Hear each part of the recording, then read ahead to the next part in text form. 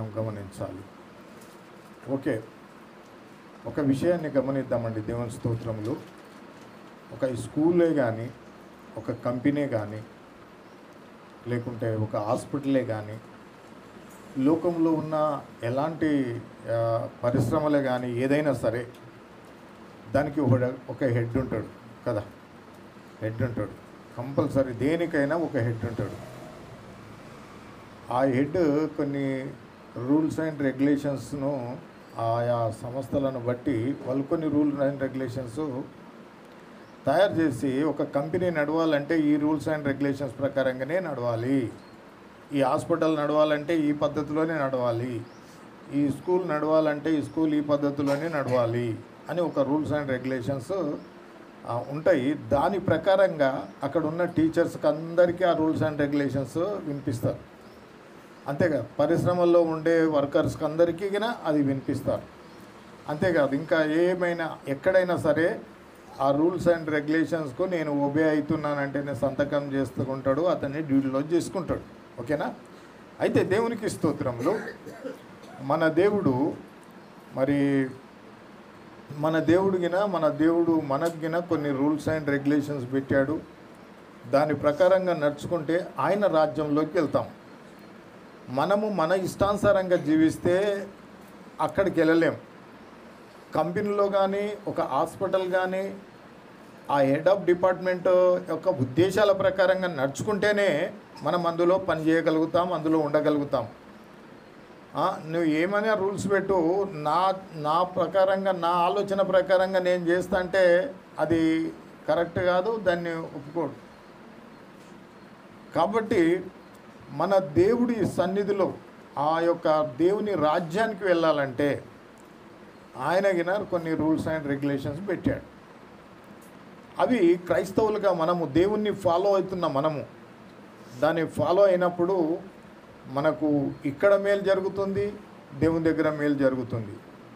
కాబట్టి ఒకసారి చూద్దాం దేవుని స్తోత్రములు. సామెతలు 3వ అధ్యాయము, 1వ వచనం నుంచి చదువుదాం. నా కుమారుడా నా ఉపదేశమును మరవకుము, నా ఆజ్ఞలను ఇక్కడ ఒకటి చెప్తున్నాడు, నా కుమారుడా నా ఉపదేశములను గైకొనుము. మనము దేవుని యొక్క కుమారులము, కుమార్తెలం అయినట్లయితే ఆయన ఉపదేశాలు పాటించాలి. నా ఆజ్ఞలను హృదయపూర్వకంగా గైకొనుము. దేవుని ఆజ్ఞలను గైకొనాల, దేవుని యొక్క చిత్తాన్ని చేయాల, ఆయన ఉపదేశానికి లోబడాల. ఎందుకంటే ఆయన రాజ్యంలోనికి వెళ్ళడానికి మనం సిద్ధపడుతున్నాం. ఆయన రాజ్యము అద్భుతమైన రాజ్యము. అలాంటి రాజ్యం మనం ఎన్నడూ చూడలేము. ఆ రాజ్యంలో నిజంగా ఎవరైతే ప్రవేశిస్తారో వారు చాలా చాలా అదృష్టవంతులు. ఈ లోకంలో ఒక లీడర్ కావాలంటే ఎన్నో కష్టాలు పడతాడు, ఒక ఉద్యోగం సంపాదించాలంటే ఎన్నో కష్టాలు పడతారు. కానీ దేవునికి స్తోత్రములు ఇవన్నీ చేస్తారు. కానీ దేవుని రాజ్యంలో చేరడానికి ఏం చేయాలి అనేది ఖచ్చితంగా మనం తెలుసుకోవాలి. అయితే దేవుని స్తోత్రములు, నా కుమారుడా నా ఉపదేశమును మరవకుము, నా ఆజ్ఞలను హృదయపూర్వకముగా, ఎట్లా అంట, హృదయపూర్వకంగా గైకొనాల.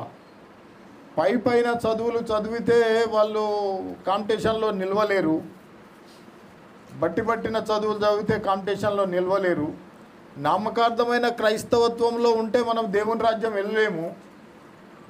ఖచ్చితంగా ఉండాలి. దేవుని స్తోత్రం. ఇంకేమంటాడు 2వ వచనం చూద్దాము. అవి దీర్ఘాయును సుఖజీవముతో గడుపు సంవత్సరములను శాంతిని మీకు కలుగజేయును. ఏవి మనకు దీర్ఘాయునిస్తవి అంటే ఎక్కువ సంవత్సరాలు జీవించడానికి మనకు ఏది ఇస్తుంది అంటే ఆయన ఉపదేశము, ఆయన ఆజ్ఞలు. దేవుని ఉపదేశము, దేవుని ఆజ్ఞలు ఎవరైతే ఖచ్చితంగా పాటిస్తారో వారు నిజంగా వారికి ఆరోగ్యం పెరుగుతుంది. ఆరోగ్యము మరి అంటే దీర్ఘాయువు, సుఖజీవముతో గడుపు సంవత్సరములు శాంతిని నీకు కలగజేద్దును అంటాడు. ఈ దినాల్లో ఏం జరుగుతుంది? లేనిపోని ఆలోచనలు చేసి అనేక రోగాలలో బీపీ, షుగర్లు ఇవన్నీ తెచ్చుకొని మానవుడు ఏం చేస్తున్నాడు తెలుసా అండి? లేనిపోని ఆలోచనలు చేస్తున్నాడు. డబ్బు సంపాదించేవాడు ఇంకా ఇంకా ఇంకా సంపాదించాలని ఒక ఆలోచన. అయితే కాకుండా ఏదో ఫలాని శత్రువును ఏ విధంగా ఇన్సల్ట్ చేయాలి, ఏ విధంగా అతన్ని ఓడించాలి, ఏ విధంగా అది చేయాలని ఆలోచనలు. అతనికంటే నేను గొప్పవాడిగా అనిపించుకోవాలంటే ఏం చేయాలని ఒక ఆలోచనలు. ఇవన్నీ పనికిరాని ఆలోచనలు అండి. దేవుడు ఏం చెప్తున్నాడో దాని ప్రకారంగా మనం వెళితే మన ఆరోగ్యం ఉంటుంది, సుఖజీవం ఉంటుంది అంటూ దీర్ఘాయుషును సుఖజీవంతో గడుపు సంవత్సరములను శాంతిని మీకు అనుగ్రహిస్తాను అంటున్నాడు. ఈ రోజున శాంతి లేకపోవడానికి కారణం ఏందో తెలుసా? లేనిపోని కోరికలు పెట్టుకొని వాటిని రీచ్ కావడానికి ప్రయత్నం చేయడమే. సాధ్యం కాని కోరికలు మన మధ్యలో ఉంటాయి.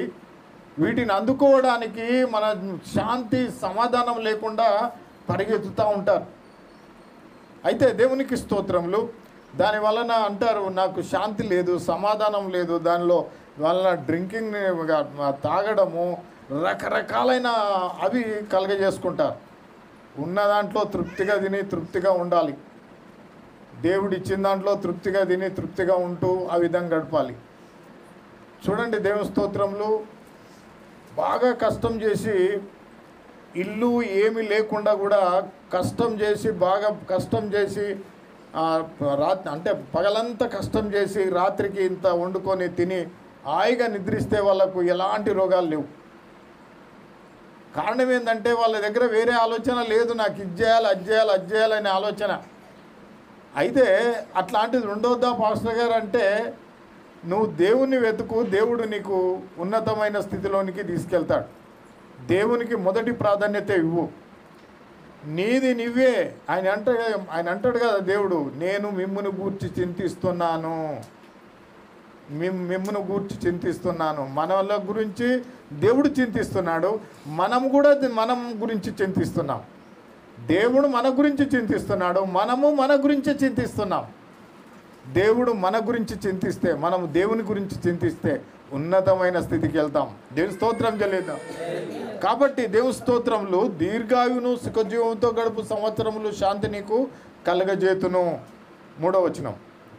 దయను సత్యమును ఎన్నడూ నిన్ను విడిచిపోనీయకుము. దయను సత్యమును ఎన్నడూ నిన్ను విడిచిపోనీయకుము. దయ సత్యము ఎన్నడూ మనల్ని సత్యము. మరి దయను సత్యమును ఎన్నడూ నిన్ను విడిచి పోనీయకుము. వాటిని కంఠభూషణముగా ధరించుకొనుము. వాటిని ఏ విధంగా చేయాలంట? కంఠభూషణముగా. బంగారపు చైన్ కావాలి, అది కావాలి, ఇది కావాలి అని అంటూ ఉంటారు. దాన్ని కంఠభూషణముగా ధరించుకోవాలంట. ఏదాన్ని? దయను సత్యమును. ఇవి దేవుడు పెట్టే కొన్ని కండిషన్స్. దేవుని స్తోత్రం. విశ్వాసులమైన మనకు దేవుడు కొన్ని ఇచ్చాడు. నువ్వు దీర్ఘాయుష్మంతుడు ఉండాలంటే, నువ్వు ఈ విధంగా ఉండాలంటే, నువ్వు దయా సత్యమును ఎన్నడూ నిన్ను విడిచిపోని కంఠభూషణముగా వాటిని ధరించుకొనుము అంటాడు. 4వ వచనం. అప్పుడు దేవుని దయ యందును మనుషుల దృష్టి యందును నీవు దయనొంది మంచివాడవని అనిపించుకొందువు. అప్పుడు ఎప్పుడు ఇవన్నీ కలిగి ఉంటే అప్పుడు దేవుని దయ యందును మానవుని దృష్టి యందును నీవు దయనొంది మంచివాడవని అనిపించుకొందువు. ఇప్పటి వరకు భానుగారు దేవునిలో మరి మంచి స్త్రీల గురించి చెప్పంటే మనం అనేక మందిని చూసాం. మనము కూడా అందులో ఉండాలి. ఆ లిస్టులో ఉండాలంటే ఏం చేయాలి అంటే, అక్కడ చూసినట్టే దేవుని దృష్టి అందును ఇవన్నీ చేస్తే, మనం ఇంతకుముందు చదివినవన్నీ చేస్తే, అప్పుడు దేవుని దయ అందును మానవుల దృష్టి అందును నువ్వు దయనొంది మంచివాడవని అనిపించుకుంటావు. నీ స్వబుద్ధిని ఆధారం చేసుకొనక, ఇక్కడ వచ్చిందండి ఇదే అండి స్వబుద్ధి, మన సొంత బుద్ధి. నీ స్వబుద్ధిని ఆధారం చేసుకొనక నీ పూర్ణ హృదయంతో యెహోవా యందు నమ్మకం ఉంచుము. స్వబుద్ధి మనల్ని ఎక్కడికి తీసుకెళ్తుందంటే సుబుద్ధి లేనిపోని ఆలోచనలకు తీసుకుపోతుంది. మన సొంత బుద్ధి, సొంత ఆలోచనలు ఎక్కడెక్కడో పరిగెత్తిపిస్తాయి. అవి ఎక్కడికి తీసుకెళ్తాయంటే మనలను ఏదో శోధనలోనికి తీసుకెళ్తాయి, ఏదో సమస్యల్లోనికి తీసుకెళ్తాయి. మన స్వబుద్ధిని ఆధారం చేసుకోవద్దంట, స్వబుద్ధిని ఆధారం చేసుకోవద్దంట. స్వబుద్ధి ప్రకారంగా నడుచుకున్నట్లయితే మనం ఎక్కడికో వెళ్ళిపోతాం. ఈ వ్యాధి బాధల్లో, కష్టాల్లో, సమస్యల్లో ఇరుక్కొని పోతాం. చాలామంది ఇన్ని రూపాయలు పెడితే ఇప్పుడేమో గేమ్ వచ్చింది కదా, పబ్జీ అనేదో గేమ్ వచ్చింది. ఇవి ఇన్ని రూపాయలు పెడితే ఇంత వస్తుంది అంటే కల్లా పెట్టి చాలా 4-5 కుటుంబాలు, నాకు తెలిసిన కుటుంబాలు గిన ఇండ్లు భూములు అమ్ముకొని ప్రాబ్లంలో పడిన వాళ్ళు ఉన్నారు. ఏదో ఫస్ట్ ఆశ చూపిస్తారు, కొన్ని పెడితే కొన్ని వస్తాయి, తర్వాత కొన్ని వస్తాయి. ఆడికెళ్ళి ఇక వాళ్ళు ఆశపడి పెడతా ఉంటారు, పోతూ ఉంటారు. ఇక అంతే పోతూ ఉంటాయి. అరే ఇంకా ఏమన్నా ఇల్లు అమ్మి పెడితే అదవుతుందేమో అని పోతే అక్కడికి పోతే మొత్తం ఇక వాళ్ళు హ్యాంగింగ్ చేసుకొని చనిపోయే స్థితి వరకు వచ్చిన వాళ్ళు చాలామంది ఉన్నారు. కాబట్టి మన స్వబుద్ధి మనకు మేలు చేయది, స్వబుద్ధి మేలు చేయది. స్వబుద్ధిని ఆధారం చేసుకొనక నీ పూర్ణ హృదయముతో యెహోవా యందు నమ్మక ఉంచుము. నీ ప్రవర్తన అంతటి అందు ఆయన అధికారమునకు ఒప్పుకొనుము. అప్పుడు ఆయన నీ త్రోవలను సరళం చేయును. దేవుని స్తోత్రం, దేవుని స్తోత్రం చెల్లిద్దాం ఇంకోసారి. దేవునికి స్తోత్రములు. ఇక్కడ అంటాడు, నీ ప్రవర్తన అంతటి అందు ఆయన అధికారమునకు ఒప్పుకొనుము. ఎవరి అధికారానికి ఒప్పుకోవాలి? దేవుని అధికారమునకు ఒప్పుకోవాలి. అందుకే చెప్పాను, స్కూల్లో ప్రిన్సిపల్ ఉంటాడు, ఆయన అధికారానికి ఒప్పుకోవాలి. ఆయన అధికారం ప్రకారంగా, ఆయన చెప్పిన రూల్స్ రెగ్యులేషన్ ప్రకారంగా నడుచుకోవాలి. ఒక కంపెనీలో హెడ్ ఆఫ్ డిపార్ట్మెంట్ ఉంటాడో ఆయన అధికారం ప్రకారంగానే నడుచుకోవాలి. ఆయన అధికారం ప్రకారంగా ఉండకుంటే గెట్ అవుట్ అంటాడు. మనము మన దేవుని యొక్క అధికారం కింద ఉండాలి. ఆయన అధికారము ఒప్పుకొనాలి. ఆయన నీ ప్రవర్తన అంతటి అందు ఆయన అధికారమునకు ఒప్పుకొనుము. అప్పుడు ఆయన నీ త్రోవలను సరళం చేస్తాడంట. మనకు రావాల్సిన ఆశీర్వాదాలు, దీవెనలు, మేలులు అన్నీ ఆయన ఇస్తాడు. దేవునికి స్తోత్రం. మన ప్రార్థనను ఎప్పుడు దేవుడు వృధా చేయడు. తప్పనిసరిగా ఇప్పటివరకు సిస్టర్ సాక్ష్యంగా చెప్పిండ్రు. నిజంగా దేవుని మీద ఆనుకొని ఉన్నప్పుడు దేవుడు వారికి కుమారుని ఇచ్చాడు. దేవుని స్తోత్రం. అయితే దేవుని స్తోత్రంలో అందుకే అంటున్నాడు, నీ ప్రవర్తన అంతటి అందు ఆయన అధికారమునకు ఒప్పుకొనుము. దేవుని యొక్క అధికారానికి మనం ఒప్పుకోవాలన్నట. అప్పుడు ఆయన నీ త్రోవలను సరళం చేయును. నీకేమి కావాలనో ఇస్తాడు. మన ప్రయత్నాలు మనం చేసుకుంటా దేవుడు నాకు ఇస్తలేడు అంటే, దేవుని దగ్గరికి రాకుండా నీ ప్రయత్నాలు నువ్వు చేసుకుంటా ఇస్తలేడంటే ఎట్లా అవుతుంది? మనము దేవుని యొక్క పనులు చేస్తూ మనకున్న సమస్యలు దేవునికి అప్పగిస్తే దేవుడే సమస్తమును చేస్తాడు. దేవుని స్తోత్రం. నేను జ్ఞానిని కదా అని నీవు అనుకొనవద్దు. యెహోవా యందు భయభక్తులు కలిగి చెడుతనము విడిచిపెట్టుము. నేను జ్ఞానిని కదా, నేను జ్ఞానం కలిగిన వాడిని కదా, ఎవరి మాట ఎందుకు, దేవుని మాట ఎందుకు, దేవుడు నాకన్నా ఎక్కువ చెప్తాడా అని కొంతమంది, నేను జ్ఞానిని కదా అని గుంతలో పడిన వాళ్ళు చాలామంది ఉన్నారు. జ్ఞానిని కదా అని, నేను ఎక్కువ చదువుకున్నా, బాగా చదువుకున్నా, నాకు అన్నీ తెలుసు అని మరి గోతిలో పడిన వాళ్ళు చాలామంది ఉన్నారు. అందుకే అంటున్నాడు, నేను జ్ఞానిని కదా అని నీవు అనుకునవద్దు. యెహోవా యందు భయభక్తులు కలిగి చెడుతనమును విడిచిపెట్టుము. అప్పుడు నీ దేహమునకు ఆరోగ్యమును. చూడండి దేవుడు ఏం చెప్తున్నాడు, అప్పుడు నీ దేహమునకు ఆరోగ్యము, నీ ఎముకలకు సత్తువ కలుగుతుంది. మనం ఇంతవరకు చదువుకున్న ఆ లీస్ట్ ప్రకారం నాకు ఈ చదివినప్పుడల్లా ఇది కొత్తగానే అనిపిస్తుంది. సామెతలు 3వ అధ్యాయము కొత్తగా అనిపిస్తుంది. అంతేకాకుండా దీంట్లో చాలా మర్మము అనిపిస్తుంది. దేవుని స్తోత్రం. మానవునికి కావాల్సిన మేలు ఉపకారములు చాలా ఉన్నాయి. దేవుని స్తోత్రం. అప్పుడు మనకు అన్ని విధాలుగా సాయం చేసేవాడు దేవుడని మనం చూస్తున్నాం. దేహమునకు ఆరోగ్యము, ఎముకలకు సత్తువ కలుగు. యెహోవా యందు భయభక్తులు కలిగి చెడుతనమును విడిచిపెట్టుము అంటాడు. చెడుతనాన్ని విడిచిపెట్టాలి. చెడుతనము ఎంతవరకు మనలో ఉంటుందో అంతవరకు దేవుని యొక్క ఆశీర్వాదము మనలోనికి రాదు. ఎందుకంటే చెడు ఉన్న దగ్గర దేవుడు ఉండడు, దేవుడున్న దగ్గర చెడు ఉండకూడదు. కాబట్టి చెడుతనాన్ని విడిచిపెట్టు, అప్పుడు మరి నీ దేహమునకు ఆరోగ్యము, నీ ఎముకలకు సత్తువ కలుగజేతును అంటారు. దేవుని స్తోత్రం. ఆరోగ్యమే మహాభాగ్యము అంటాం కదా. ఆరోగ్యమే మహాభాగ్యము. ఆరోగ్యంగా ఉంటే వాళ్ళకంటే మహాభాగ్యులు ఇంకెవరు లేరు. దేవుని స్తోత్రం. ఆరోగ్యం అన్నిటికన్నా ఇంపార్టెంట్. ఆరోగ్యంగా ఉండాలంటే దేవుని ఉద్దేశాల ప్రకారంగా మనం జీవించాలి. ఆయన మీద ఆనుకొని ఉండాలి. ఉంచితే దేవుడు నిజంగా గొప్పవాడు, ఆశీర్వదిస్తాడు. దేవుని స్తోత్రం. చూడండి, దేవునికి స్తోత్రంలో చాలాసార్లు మనం యోబు గ్రంథం 11వ అధ్యాయం 13వ వచనం మనం చూస్తే ఏమంటాడంటే, ఇంకొక మాట అంటున్నాడు, నీవు నీ మనస్సును ఎలా నిలపాలంట? తిన్నగా నిలపాలి. చాలామంది గందరగోళంగా ఉంటారు, హడావిడిగా ఉంటారు. అంతేకాదు ఒక నిశ్చలత ఉండదు వాళ్ళలో. నిశ్చలత లేని జీవితం ఉంటుంది. నీవు నీ మనసును తిన్నగా నిలిపిన ఎడలా, నీ చేతులు ఆయన వైపు చాపిన ఎడలా, దేవుని వైపు మన చేతులు చాపాలంట. ఎక్కడెక్కడో చాపుతాం చేతులు, అది కాదు. కానీ దేవుని వైపు, ప్రభువా నాకు ఈ సమస్య ఉంది, ఈ సమస్యకు పరిష్కారం మీరే చేయాలి. ఏ సమస్య వచ్చినా ఏదొచ్చినా ఆయన వైపు చేతులు చాపిన ఎడల, పాపము నీ చేతిలో నుండుట చూసి నీవు దాన్ని విడిచిన ఎడల నీ గుడారములో నుండి దుర్మార్గతను నీవు కొట్టివేసిన ఎడల, నీ గుడారములో నుండి దుర్మార్గతను నువ్వు కొట్టివేసిన నిశ్చయముగా నిర్దోషివై నీవు సంతోషించదవు. నిర్భయుడవై నీవు సిద్ధపడి ఉందువు.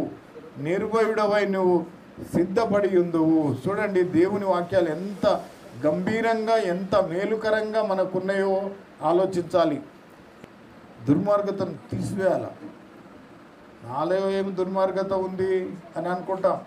దుర్మార్గత నాలో ఏందో?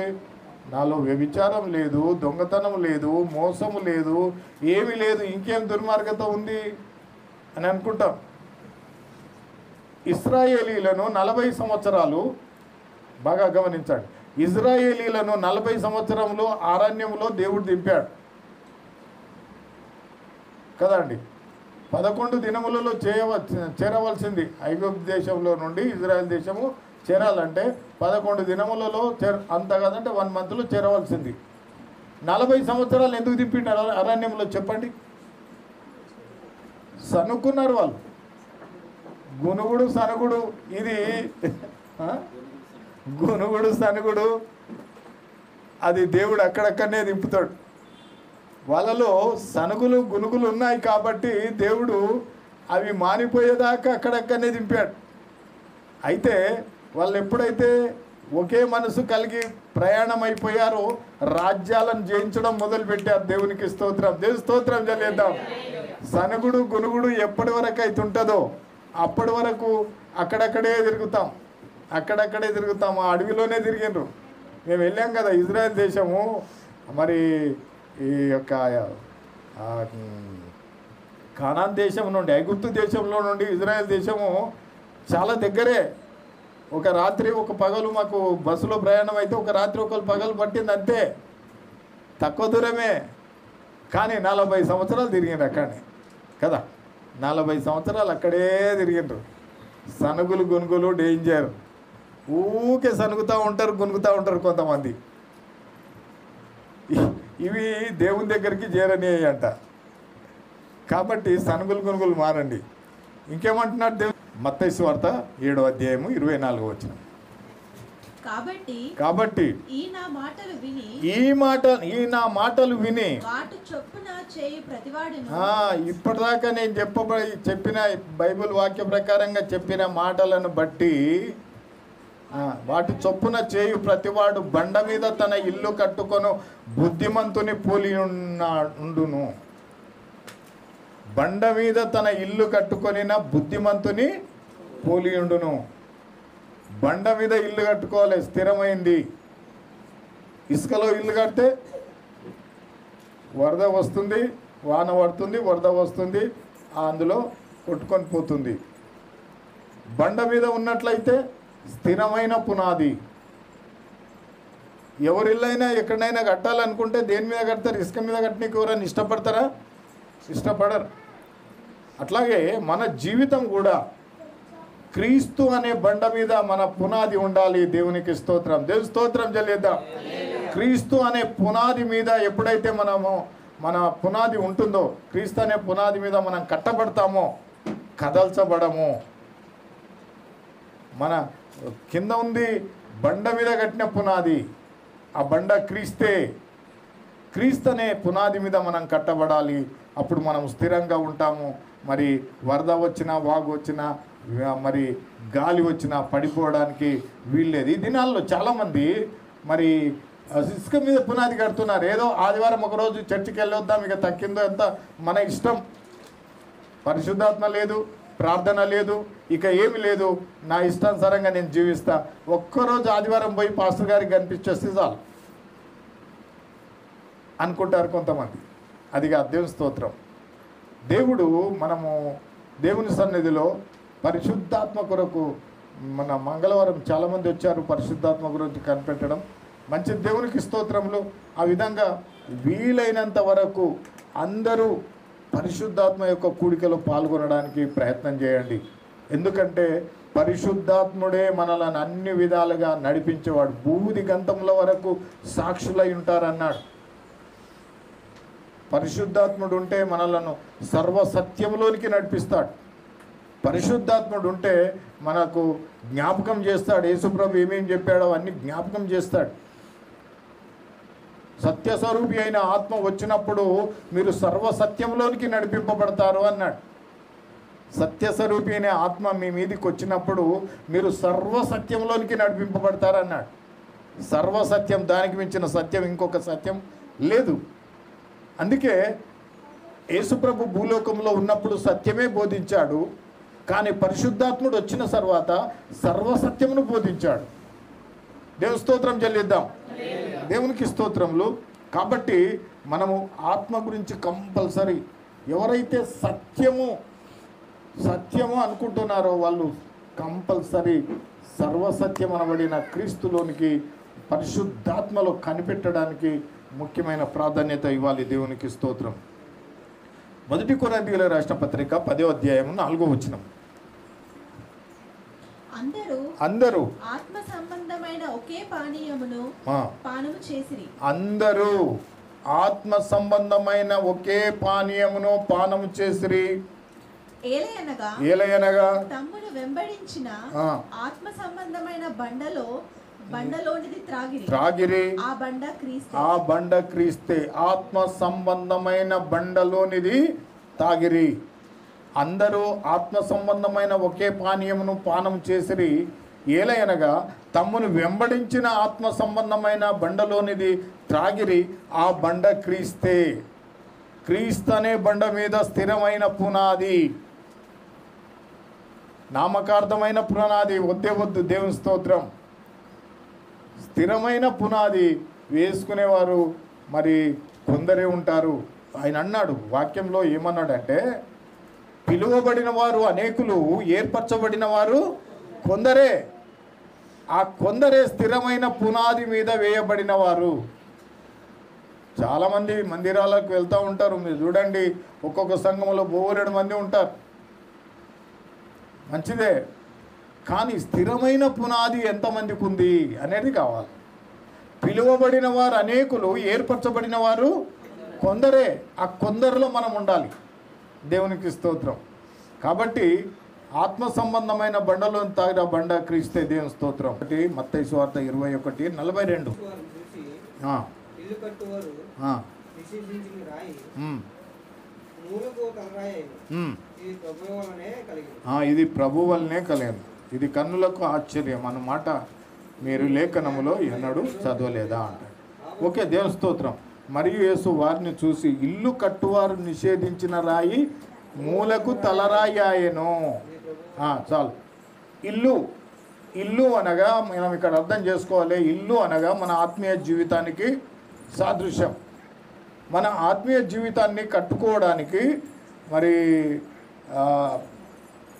ఆత్మీయ జీవితం కట్టబడాలంటే క్రీస్తే కావాలి. కానీ ఇక్కడ ఏమంటాడంటే మరియు యేసు వారిని చూసి ఇల్లు కట్టుకొని వారు నిషేధించిన రాయి మూలకు తలరాయి అయ్యను. చాలామంది లోకము దేన్ని నిషేధిస్తున్నారు? మూలరాయి అయిన యేసుక్రీస్తును నిషేధిస్తున్నారు. అసలు ఇల్లు కట్టాలంటే ఏంటి? మూలరాయి వేయాలి. ఫస్ట్ కార్నర్ రాయి కంపల్సరిగా మూలరాయి వేసిన తర్వాతనే ఇల్లు కట్టడానికి అవకాశం ఉంటుంది. ఫస్ట్ ఇల్లు కట్టేవాడు మేస్త్రి ఫస్ట్ కార్నర్ రాయి వేస్తాడు, మూలరాయి వేస్తాడు. ఆ మూలరాయి వేసినాకనే అతడు ఇల్లు కట్టడానికి అవకాశం ఉంటుంది. మూలరాయి లేని స్థితిలో ఉన్నారు అనేక మంది. మూలరాయి లేని స్థితిలో ఉన్నారు. ఇక వాళ్ళు ఇల్లు కట్టబడడం కష్టము. మూలరాయి ఉంటేనే ఇల్లు కట్టబడుతుంది, మూలరాయి లేకుంటే ఇల్లు కట్టబడలేవు. కాబట్టి మూలరాయి అనబడిన యేసుక్రీస్తు ప్రభువుని మన జీవితంలో ఉంచుకోవాలి. ఇక్కడ ఏమంటాడు? మరియు యేసు వారిని చూసి ఇల్లు కట్టువారు నిషేధించిన రాయి మూలకు తలరాయి ఆయను. అంటే ఎవరైతే నిషేధించారో చివరకు ఆ రాయే తలరాయి అవుతుందంట. అదే వారిని రక్షించడానికి, కాపాడడానికి మరి స్థిరమైన అంటే ఆ రాయే అవుతుందట. నిషేధించిన రాయే తలరాయి అవుతుందంట. అర్థమైందండి? దేవుని స్తోత్రం. కనుక నేను చాలాసార్లు చెప్తూ ఉంటాను, ఈ ఉంగరాలు పెడతారు, ఉంగరాలు పెట్టుకుంటారు. ఉంగరాలలో ఏమేస్తారు? రంగురాళ్ళు వేస్తారు. రంగురాళ్ళు ఉంగరాలలో రంగురాళ్ళు వేస్తారు.